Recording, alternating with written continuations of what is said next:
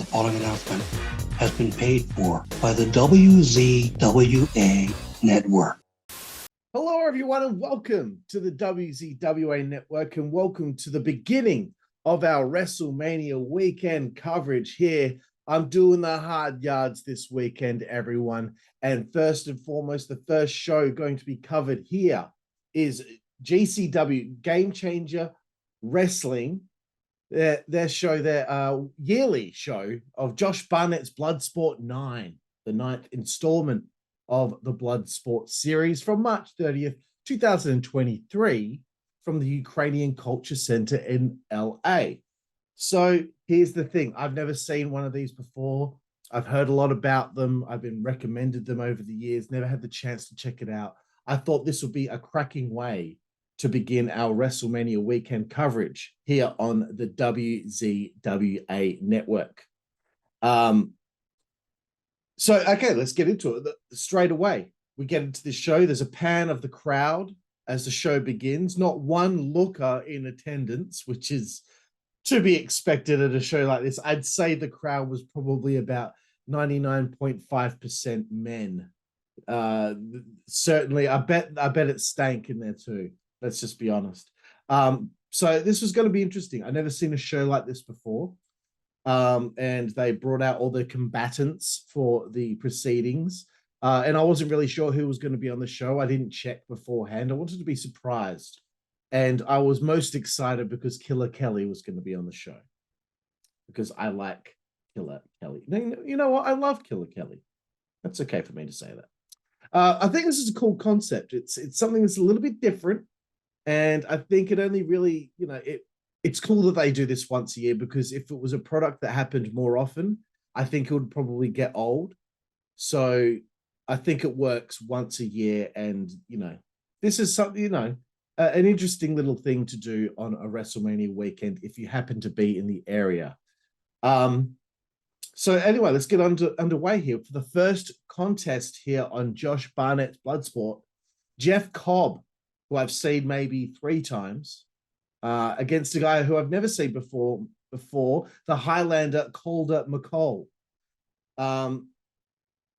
So I'm just starting to get used to this concept as it begins, right? I'm getting used to it. And I find it kind of amusing, like they're trading holds. There's a bit of a struggle, but they'll get to a stalemate and the crowd will start clapping. And I think it's crazy that the crowd are clapping for a worked shoot. Like, it's not actually a real fight, but the crowd are reacting to it in that way, which I think is actually kind of cool. I liked how Jeff used his weight to gain an advantage.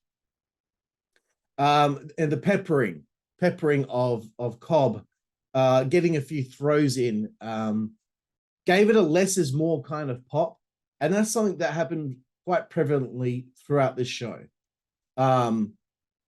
Because something as exciting as a throw or a suplex wasn't something that you saw every 5 seconds. So when you saw it on such a rare occasion, the crowd lifted. Things started to slightly get more physical as the match wore on. And this is going to be a long review, because there's really not like a lot to go on about some of these matches, because some of them didn't go very long. But there was a great finish to this fight here. I was impressed with Calder McColl. That almost says Macaulay Culkin. McColl went for a flying triangle choke. Cobb caught him and fucking hit him with this massive power bomb. And it was a knockout. The way that McColl sold this bomb made it look like a real knockout. So very cool way to start the show. And again, it goes to show the less is more outlook on things really works.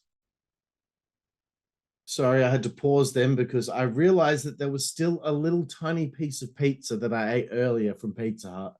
A little bit was still in my mouth and it was really annoying me. Look, this is WrestleMania weekend. I'm going to eat junk food. I'm going to drink cold as fuck beer, bro. That's how you do it. Moving forward to the second fight of this show on Josh Barnett's Bloodsport. Calvin Tankman who I've always wanted to see this guy because I remember seeing MLW put together this great package between a showdown between Tankman and Jacob Fatu for the MLW heavyweight title quite some time ago. And that package was so good that I was like actually really interested in seeing the match, but I never took the jump. So I wanted to see what Tankman was all about. And sweet theme song, bro. Hail Mary by Tupac. Come with me. Yeah, fucking awesome. Again, not many notes on this one. You know, it was kind of like, sorry, and he's against Erik Hammer. I forgot to mention that. That might have been helpful. So at the beginning, okay, it's two big bastards going at it. Tankman, obviously, with the weight advantage. So it starts off with a bit of a struggle, but Tankman hits a sick Sambo suplex or Sambo-like suplex from behind on Hammer. And I really felt like Erik's selling was very good when he took this move. Like it looked like he was in trouble, but he was able to recover, you know? I thought that was, you know, very small details with his selling were very prevalent. So it was a nice struggle, but very soon into this contest, Calvin Tankman tapped out to a wrist lock, kind of out of nowhere. So big win there for Erik Hammer. Let's move forward. Look, this isn't going to be a long review, and that's okay. Because there's no story to talk about. There's nothing to whinge about. This is just choreographed, like mixed martial arts style wrestling. It's interesting. But again, I can't really give a full analysis on certain things because I'm used to making, you know, comments on story and things of that nature, angles and all that stuff. Anyway, coming up next, the only female fight on the show, Marina Shafir, who is AEW, is on the AEW roster, taking on Killer Kelly. I love Killer Kelly, bro. I don't know what it is about her, but woo, damn, I just think she's super, super hot. But anyway, Marina Shafir makes her entrance and she sits on the ring apron, takes off her shoes, takes off her socks, and throws her socks into the crowd. Knowing how weird wrestling fans are, I don't think she should have done that because someone would have taken them and, you know, look, to take one look at the regular wrestling fan, like the regular diehard wrestling fan. They're mostly weird guys, okay? I'm a diehard fan, but I'm not weird. I'm cool. I bet Marina wins this going in because Tony requests his talent go over. I know he does. It happens all the time. So it was a really cool struggle to start things out, but Killer Kelly was getting dominated early by Marina. I was starting to get a little bit frustrated because I've seen Killer Kelly do her thing in Impact Wrestling, and I'm waiting to see the badass come out in her. She finally starts to fight back a bit, but this kind of seemed like a foregone conclusion here. She hit a few rough-looking German suplexes on Marina, but Marina ends up choking Killer Kelly out with a triangle choke for the victory. So that was cool, but you know what? I would have liked Killer Kelly to go over. And to be honest with you, I'll talk about it later, actually. Okay.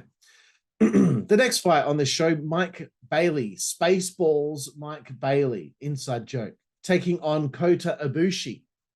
I've never seen Kota Ibushi wrestle before. I wanted to see what the hype was all about here. Mike Bailey, been very impressed with his run in Impact Wrestling. And, you know, since he finally got back into the US after, you know, he was, I guess, locked out of the country for a few years due to visa issues or something, this guy's just jumped into this country, into prominent independent and pro wrestling. And he's really made a name for himself in such a short amount of time. So props to him. So we're starting off this with like a stand-up strike battle here, which was, you know, a little bit different than the previous contests. Ibushi has a clear size advantage, and, you know, he was using that to his advantage. And Bailey was fighting from underneath, but Bailey managed to do this. This was another thing where it's like the less is more makes the things that happen mean so much, right? That's what's so interesting about this show. Ibushi's on top of Bailey. Bailey pushes Ibushi off like with his legs, almost like a monkey flip. And Kota Ibushi fell out of the ring, which obviously doesn't have any ropes, and hit the floor. And the crowd really rose for that. Ibushi then fires back with some real, solid looking kicks. Mike Bailey returning with some of his own. Less is more. Crowd rise for the smallest things. And then there was this absolutely sick moment in this match where Ibushi was down and Mike Bailey managed to hit his backflip double knees, which just smacked Ibushi on the head. The crowd popped for that, and that could have been the finish. But then there was another point in time where Bailey was on the floor and Ibushi was able to actually suplex him from the floor into the ring.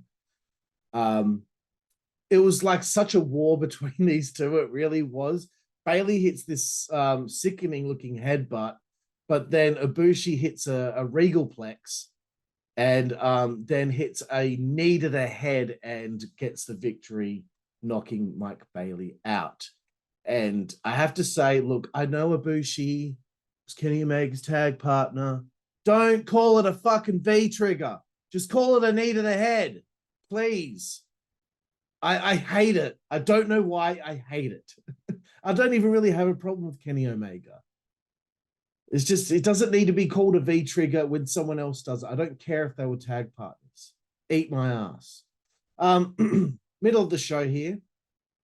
All of a sudden, ooh, Chavo. Chavo Guerrero comes out. And I write, oh man, here comes my fucking homie. Here comes Chavo, my boy.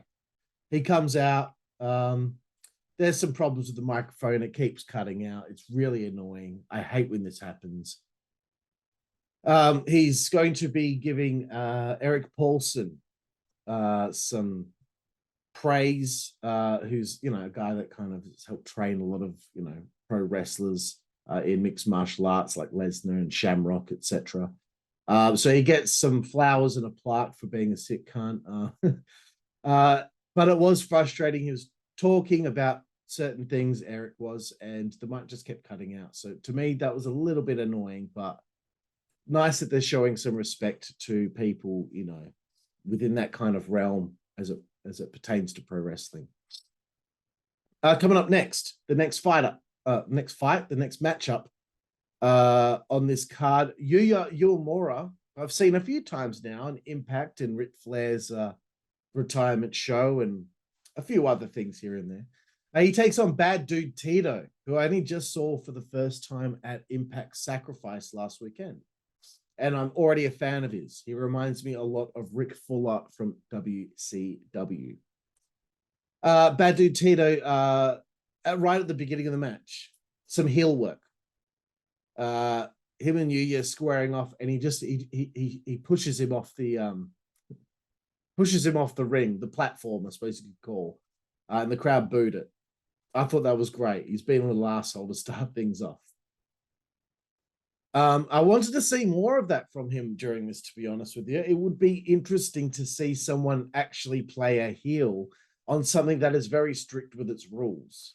Unfortunately, he didn't really do a lot more heel work after this, but it'd be interesting to see somebody get disqualified and in complete disgrace, get kicked out of the building for,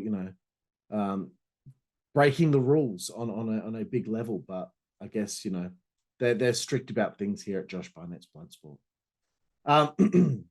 There was a back chop from Yuya. Then he laid down and it looked like he was inviting Tito for sex. I don't know why I wrote that, but he's like, because, sometimes the MMA guys lay down, like, if you ever saw Muhammad Ali fighting Antonio Inoki, you know what I'm talking about. Inoki just stayed on his back the whole time. So there was another little pop. See, again, less is more. Tito did a cartwheel out of nowhere to try and gain an advantage on Uemura. But yeah, they got a pop from the crowd. One little nitpick. look, I'm all for kicks and strikes and palm thrusts and elbows and forearms, but I'm not big on Yuya hitting a drop kick. I didn't like that. We're trying to portray, what we're trying to portray here. But then he did Tito went to the outside and Yuya did a dive to the outside, which was absolutely ridiculous. Time wears on even more, and Tito manages to wrap up Yuya in an ankle lock grapevine.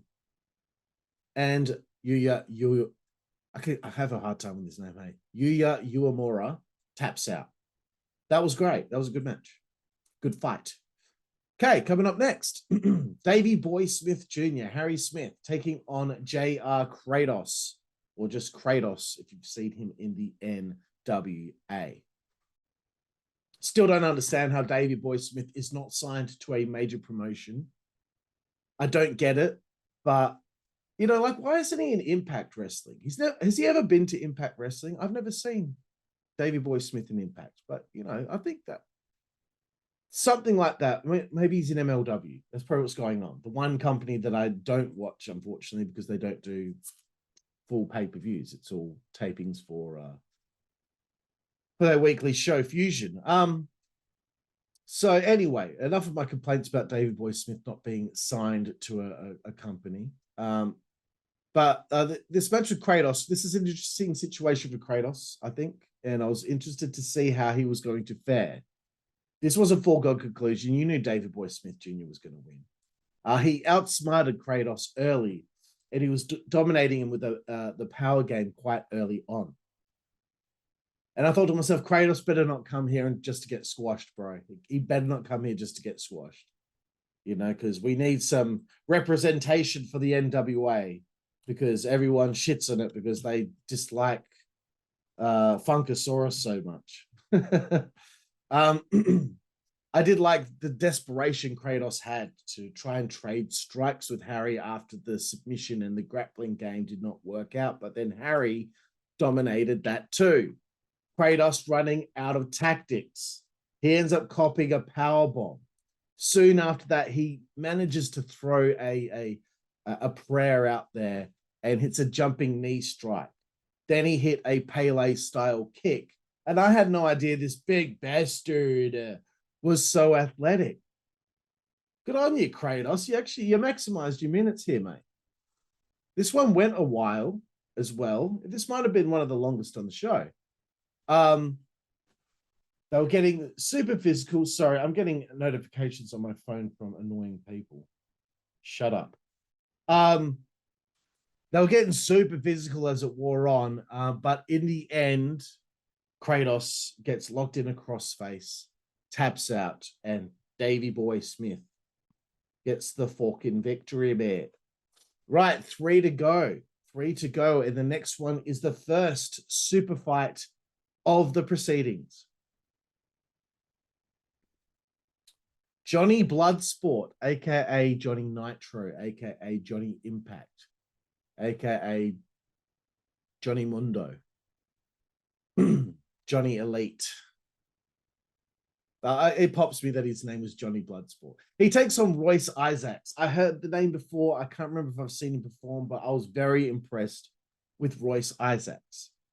I liked Johnny's fighting stance. It looked realistic. It looked right.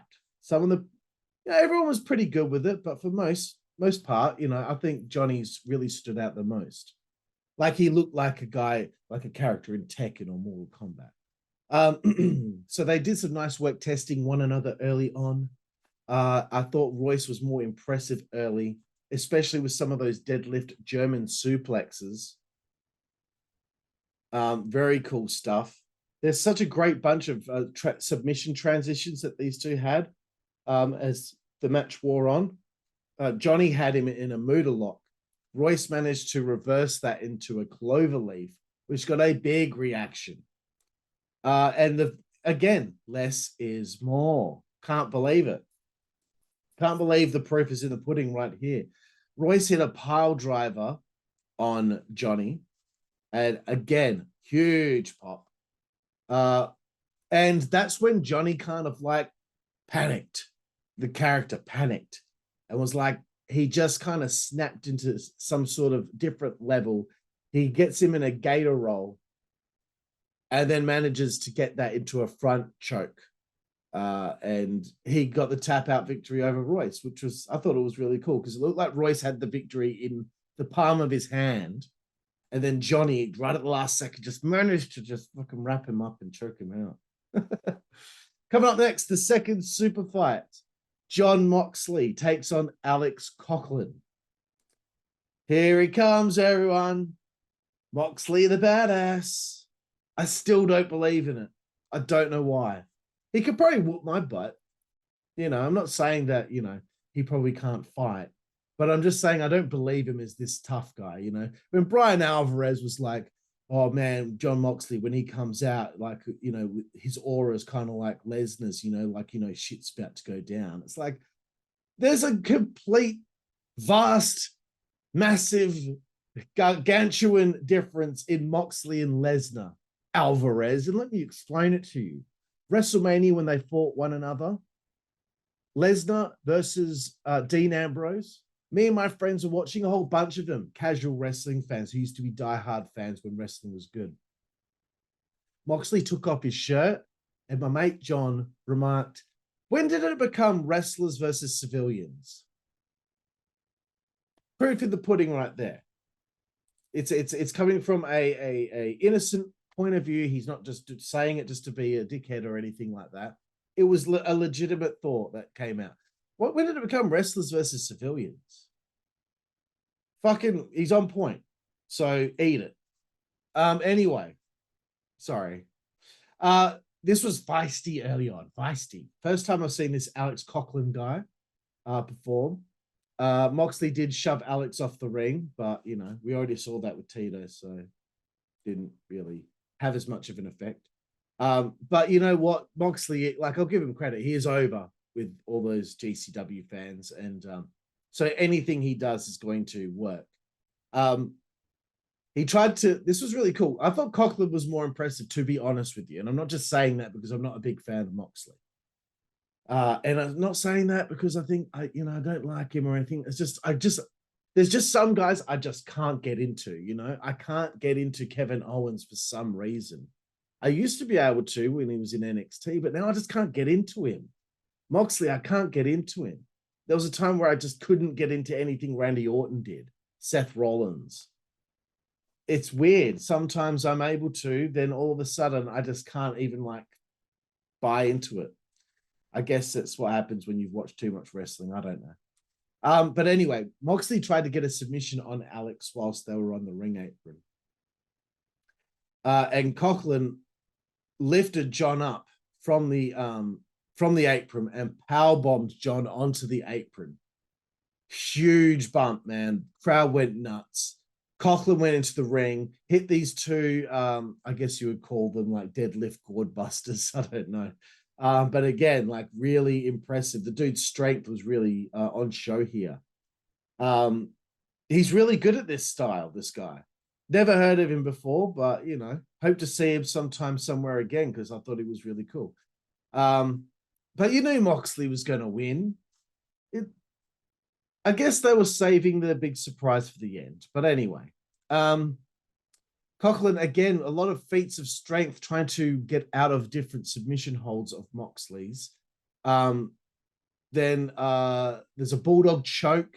He tries to fight out as he's lifting Moxley in the air whilst he has a bulldog choke on him. The crowd rises, and then Moxley cuts him off. Eventually, Coughlin gets choked out. And what do you know? Even though it wasn't as intentional as usual, Moxley was bleeding slightly. But it's not a big deal.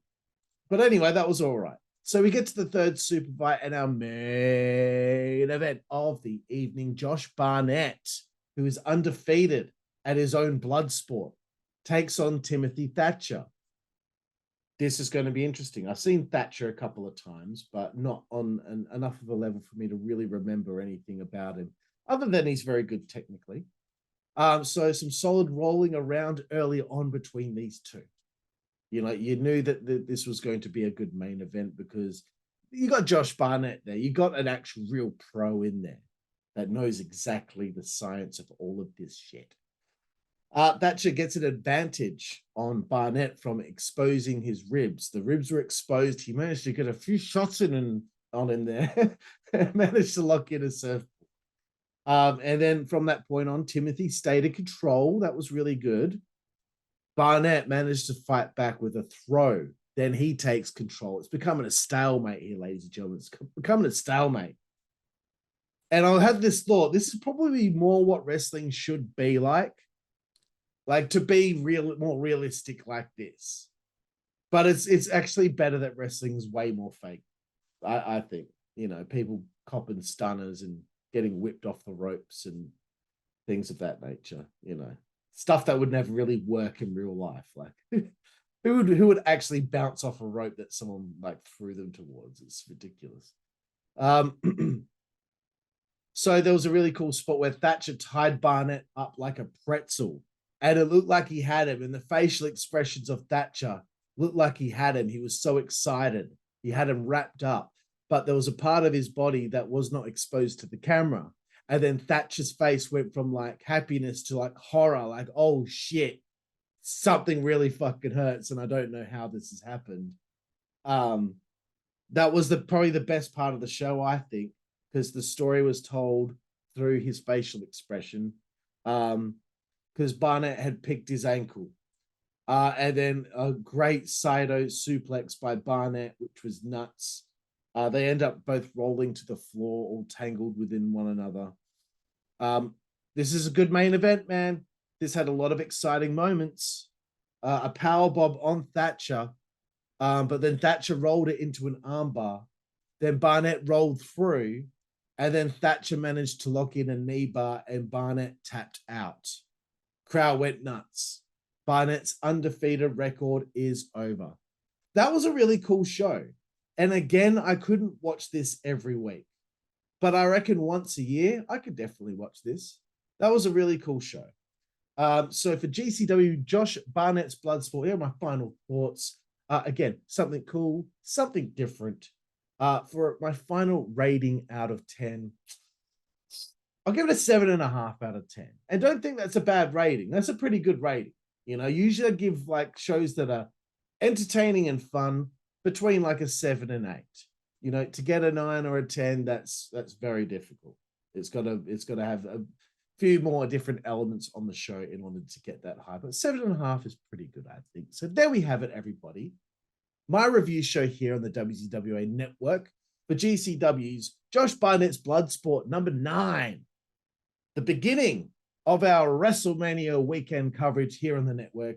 Thank you for joining me, and we will see you down the road. Thank you.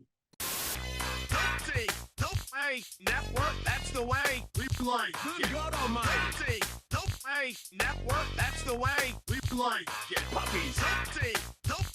Network, that's the way we play. Get. The following announcement has been paid for by the WZWA Network.